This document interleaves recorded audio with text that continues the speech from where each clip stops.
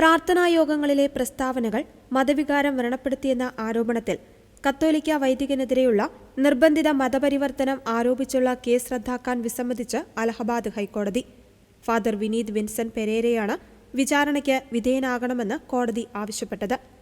പ്രാർത്ഥനായോഗങ്ങളിൽ വൈദികൻ ക്രിസ്തുമതം ഏക സത്യമതം എന്ന് ആവർത്തിച്ചു പ്രസ്താവിച്ചുവെന്നും അത്തരം പ്രസ്താവനകൾ ഹിന്ദു സമൂഹത്തിന്റെ മതവികാരങ്ങളെ വ്രണപ്പെടുത്തിയെന്ന് ആരോപിച്ചുമാണ് എഫ്ഐആറിൽ കേസ് രജിസ്റ്റർ ചെയ്തിരിക്കുന്നത്. നിർബന്ധിത മതപരിവർത്തനം എന്ന ഗുരുതര കുറ്റകൃത്യമാണ് വൈദികന് നേരെ ചുമത്തിയിരിക്കുന്നത്.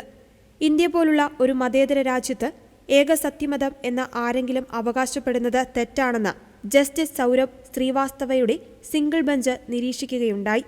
മതവികാരങ്ങളെ വ്രണപ്പെടുത്തുവാൻ ഉദ്ദേശിച്ചുള്ള മനഃപൂർവ്വവും ദ്രോഹപരവുമായ പ്രവൃത്തികളെ പരാമർശിക്കുന്ന ഇന്ത്യൻ ശിക്ഷാ നിയമത്തിലെ സെക്ഷൻ 295A പരിധിയിൽ ഈ കേസും വരുമെന്ന് കോടതി പറഞ്ഞു.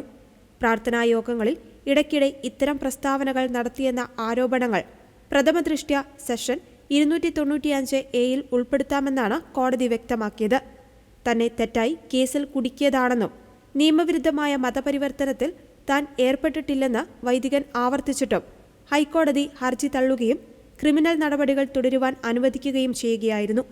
വിധിക്കെതിരെ സുപ്രീം കോടതിയിൽ അപ്പീൽ പോകുമെന്ന് പള്ളി അധികൃതർ കാത്തലിക് കണക്റ്റിന് നൽകിയ അഭിമുഖത്തിൽ വ്യക്തമാക്കി.